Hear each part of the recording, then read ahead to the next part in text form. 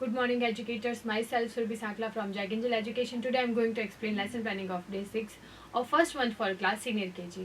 चलिए, let's start with our first period. And our first period is today is rhyme time. और आज के rhyme time में हमारी जो rhyme है वो है दादा दादी का खेत. तो आप बच्चों से उनका राइम का पेज नंबर 14 निकलवाएं और देखेंगे कि बहुत ही इंटरेस्टिंग राइम है. इसमें सारे एनिमल्स भी आ रहे हैं, उनका साउंड भी आ रहा है बच्चे, और आप इस राइम को बहुत एंजॉय करने वाले हैं. हम इस राइम का लिंक आपको डिस्क्रिप्शन में अवेलेबल करवाएंगे, तो आप चाहे तो अपने स्मार्ट बोर्ड पे प्ले कर सकते हैं और चाहे तो अपने म्यूजिक प्लेयर पर भी इसको प्ले कर सकते हैं. अब आप अपने बच्चों के साथ जब सेटल हो जाएं तो बच्चों से बोलें कि हम राइम शुरू करने जा रहे हैं.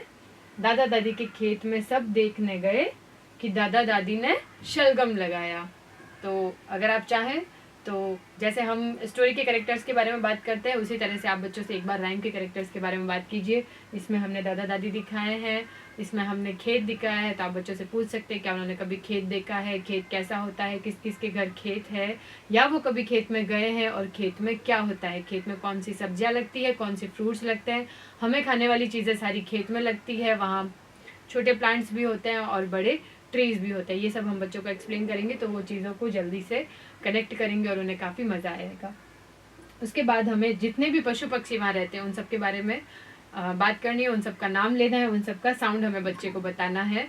तो आप विद वॉइस मॉड्यूलेशन और प्रॉपर एक्शन के साथ इस राइम को शुरू करें. दादा दादी के खेत में सब देखने गए, दादा दादी ने शलगम लगाया. अब आप बच्चों से पूछे कि शलगम क्या होता है, तो कुछ बच्चे हो सकते हैं आपको एक्सप्लेन कर देंगे, कुछ नहीं भी कर पाएंगे. एक बड़ा शलगम कोई खींच न पाया. इतना बड़ा शलगम था कि कोई खींच ही नहीं पाया. वहाँ कितने पशु पक्षी रहते, सुनो सुनो क्या कहते. वहाँ कितने पशु पक्षी रहते, सुनो सुनो क्या कहते. भौं भौं करते कुत्ता आया, म्याऊ म्याऊ करते बिल्ली आई, कुकड़ू को करते मुर्गा आया, अपने साथ मुर्गी और चूजों को लाया. तो एक बार बच्चे हंसेंगे, एक बार कुछ बच्चों को आप ऐसे एक्टिंग करने के लिए भी बोलें कि जैसे आप मुर्गा बन के चल रहे हैं तो चूजे कैसे मुर्गे के पीछे पीछे चलते हैं, अपने पेरेंट्स के पीछे पीछे कैसे बच्चे चलते हैं, उस तरह से आप साथ साथ में एक्टिंग भी करिए. ची ची करते चिड़िया आई, हिन हिन करते घोड़ा लाई. और चिड़िया कैसे ची ची करती है तो आप बच्चों से उसका साउंड भी निकलवाएं और उसका एक्शन भी करवाएं.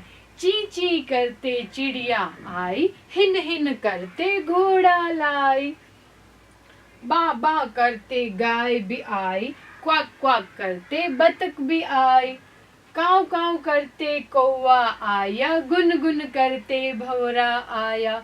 इसके साथ ही जैसे बर्ड्स के साउंड आ रहे हैं तो बच्चे बहुत एंजॉय करेंगे. और जैसे भंवरा है तो भंवरा किस तरह से हवा में उड़ता है और वो गुनगुन करता है, इन साउंड्स को भी बच्चे याद भी करेंगे.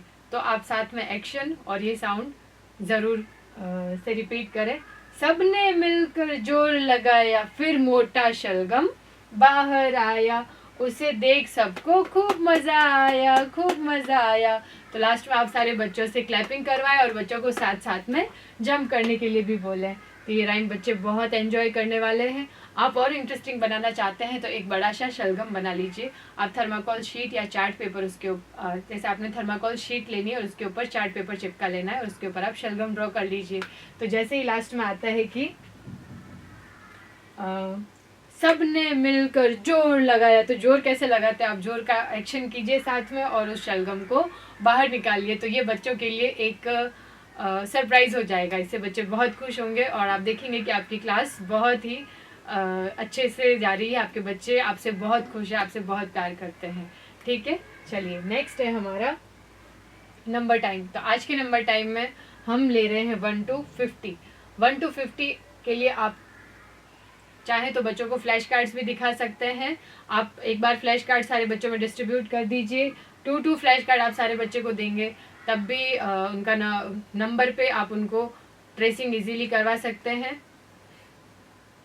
हर बच्चे को आप किसी भी 2 नंबर का फ्लैश कार्ड दे दीजिए और उनको फिंगर ट्रेस करने के लिए बोलें.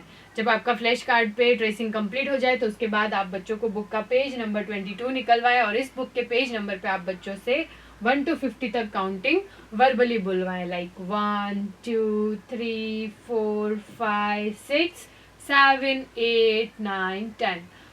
तो आप ये वाला जब आपका कंप्लीट हो जाए पेज नंबर, अब सारे बच्चों के आप जब आपका ये पेज नंबर कंप्लीट हो जाए तो आप बच्चों से उनका क्लास एक्टिविटी का पेज नंबर 14 निकलवाए। यहाँ पे बच्चों को काउंटिंग को लिखना है, तो आप यहाँ बच्चों से एक्सप्लेन करेंगे कि उन्हें 21 से 50 तक काउंटिंग लिखना है, और वो भी बोलते हुए। तो 2 1 21, 2 2 22। ध्यान दें कि हर एक बच्चा इस तरह से हर एक नंबर को बोलते हुए ही पूरी काउंटिंग को कंप्लीट करें। ठीक है, नेक्स्ट है हमारा लैंग्वेज टाइम, और आज के लैंग्वेज टाइम में हमने लिया है स्वर आ।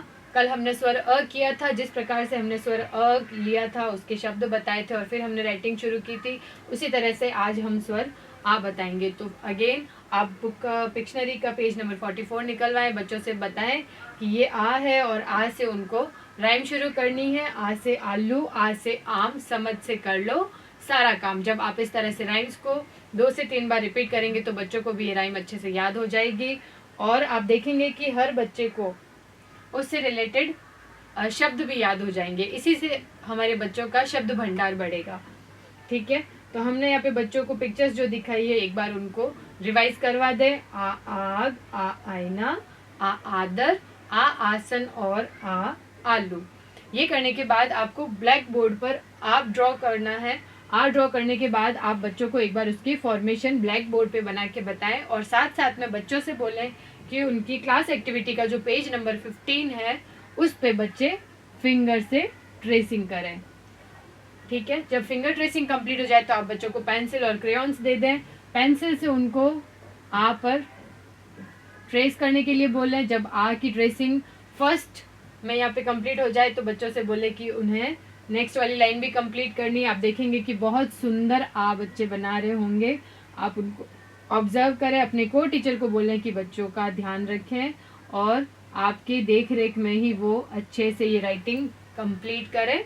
जब बच्चों का ट्रेसिंग कंप्लीट हो जाए तो उन्हें बताना है कि आपको यहाँ पे लाइंस के अंदर किस तरह से आ को लिखना है, और कुछ बच्चे अगर लाइन से बाहर लिखते हैं तो आप उन्हें बताएं कि उन्हें ब्लू लाइन के अंदर आ बनाना है और ब्लू लाइन के अंदर ही आ की लाइन कंप्लीट करनी है। इस तरह से आप बच्चों से राइटिंग करवाएं। फिर आप बच्चों को कलर दें, क्रेयॉन्स दें उनके, और आ में कलर करने के लिए कहें। चलिए, नेक्स्ट है हमारा पीरियड प्ले टाइम का।